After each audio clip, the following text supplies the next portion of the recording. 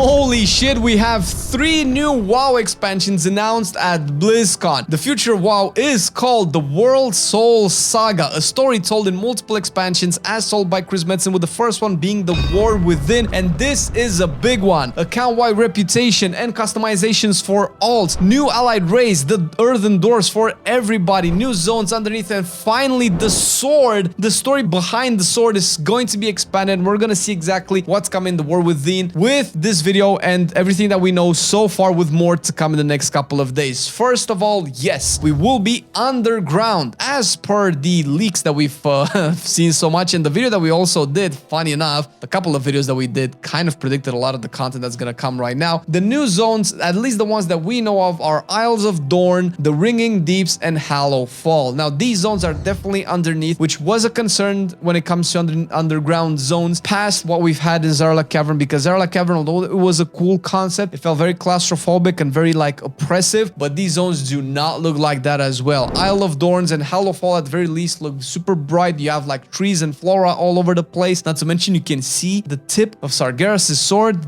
Dude, that's really cool. And the architecture in Hallow Fall is very reminiscent of the Gilneas architecture, which we definitely have not seen enough in World of Warcraft. Definitely gives us a vibe of an entire culture living underneath. Part of that culture obviously is the Nerubians, which once again, I think for the longest time, ever since Wrath of the Lich King, people have been asking for Nerubian content. It's like, where is the Nerubian story? Where's the entire faction, the entire race? Looks like they're gonna be enemies at first glance. We don't know if that's going to turn around with the story, but we will also have the Earthen Dwarfs, most likely a faction that we ally with, because funny enough, they will be an allied race, the only allied race announced so far. So likely it's going to be something similar to Drakthir and Pandaren, where you can just choose a faction by progressing through their story. Now a quick look at what they have right now. They look very earthen, but it was essentially kind of hinted that we're gonna have a lot of customizational options for them, especially facial hair, which funny enough, there's a dwarf chick with a beard. Now that's definitely new, so we're definitely going to expect a lot of customizational options for that. Probably some of the coolest things that have been announced are in terms of the actual content that we're going to have, because all of this is nice and well, but what's coming in the 11.0? We're going to have delves that essentially is content that can be played from 1 to 5 players. So essentially it can be also solo content. Oh my god, did we have a video on this already with the saving WoW system rewards? We're going to have a link for that as well. But essentially this is the endgame content that rewards endgame rewards. Essentially, we don't know exactly how this is going to be implemented, but right now we're just working off of what has been announced so far. Likely whatever they announce will probably be subject to change through the course of beta and the testing of 11.0 when it launches next fall, by the way, because we do know that the expansion will drop down next fall. So in about a year's time, well, this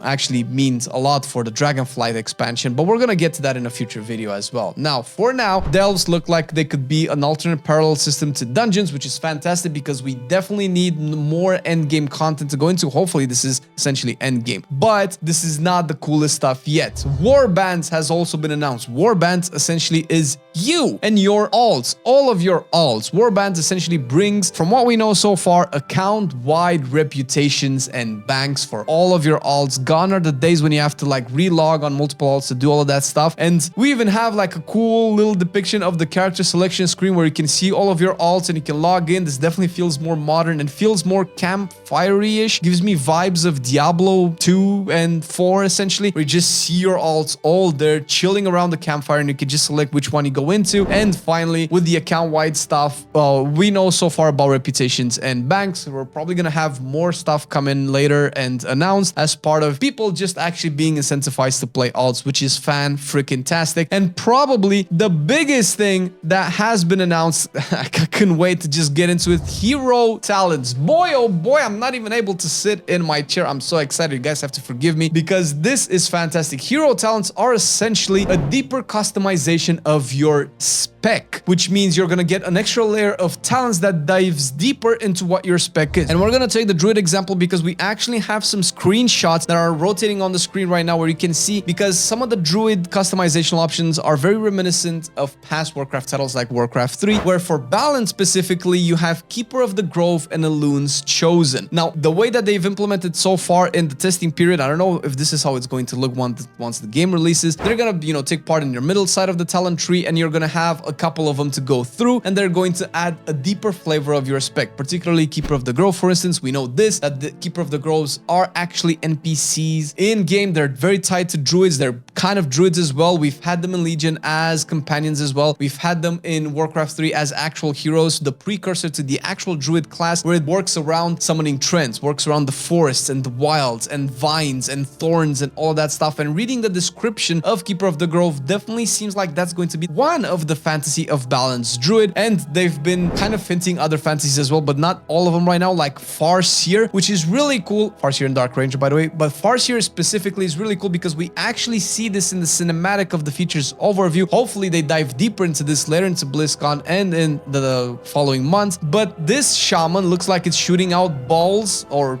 orbs of lightning, which is very reminiscent of the Farseer hero in Warcraft 3 and Thrall in Warcraft 3, where that was the attack animation. And what's even cooler is that this looks like it's wielding a two-handed axe. Now, Farseer is a specialization of enhancement. Will we get two-handed enhancement back? Because a lot of people have been asking for this. Now, that would be the day, and color me excited. That is the reason why I leveled my first character in Classic, which was the enhancement shaman. Boy, this is really cool. And obviously this goes into what Marcelian has been saying over the years for the fourth spec of every class, but this is more than that. This is just specializing your spec even more, which is fan-freaking-tastic, as the level of flavor that we've been wanting in Warcraft even more. And a couple of things about the cinematics that we've had. Now, through the course of the features overview video, which you can see, it's going to be linked down below, or you can watch it on the World of Warcraft YouTube channel. You have the Illyria NPC as the narrator right now. And we already know that Illyria is, you know, the first Void Elf, let's say, race. When back in Legion, we had the Void Elves as allied races. Now, Illyria goes into her inner monologue and goes back into Dalaran, which has a significance on its own, and maybe we'll have a video on that as well. But for now, what we know so far is that this Worldsoul Saga is going to be a quest between light and the void. The final battle that we've been expecting for years and years and years. It's not just going to culminate in an expansion with 2 major patches. It's going to be across 3 expansions. And we know that Xal'atath is the ringleader. We're probably, definitely 100% not going to fight her in the first expansion. At least Metzen kind of announced that she's going to be playing at the very least a bigger part in World of Warcraft Midnight, which is 12.0, the second expansion, with the last expansion being World of Warcraft The Last Titan, which is probably going to be a whole-out war with the Titans and most likely the Void Gods. And the Titan, Last Titan, is definitely kind of really talking about Azeroth. But that aside, the fact that the whole cinematic and the whole monologue of Illyria goes into her going to Dalaran could also be a hint as to what's going to happen in 11.0, where likely Dalaran is going to be back as the capital city. It's been probably the most beloved capital city in any expansion. It has played a major role in the Legion expansion. Whenever there was this big war, this big conflict going around, Dalaran teleported there. That was Legion, and it acted as a hub of all of the NPCs that we ever known. It's truly the neutral zone of everything, and definitely brings back World of Warcraft Legion memories of you could find everybody in Dalaran. It was so cool, and that's where Illyria is, and that's where she's going, probably to talk with Khadgar. And the whole thing is that she's struggling with a different kind of vision that she sees about the future of this conflict with the Void, which goes into the actual cinematic, the live-action cinematic between Thrall and Anduin, which is a very emotional cinematic as well. It does seemingly have a bigger wow moment when the sword is finally revealed, but the struggle between what Anduin did and what he has to do is very keenly seen in the cinematic,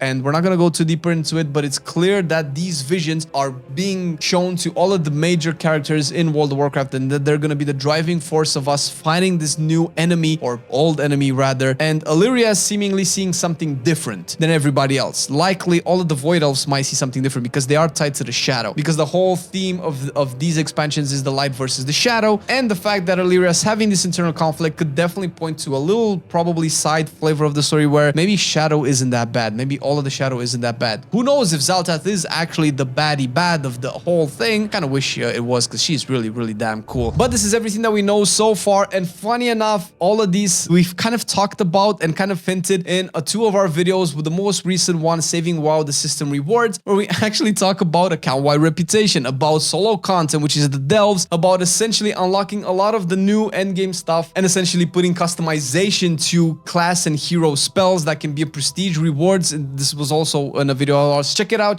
click it right now. We're gonna be back with more videos.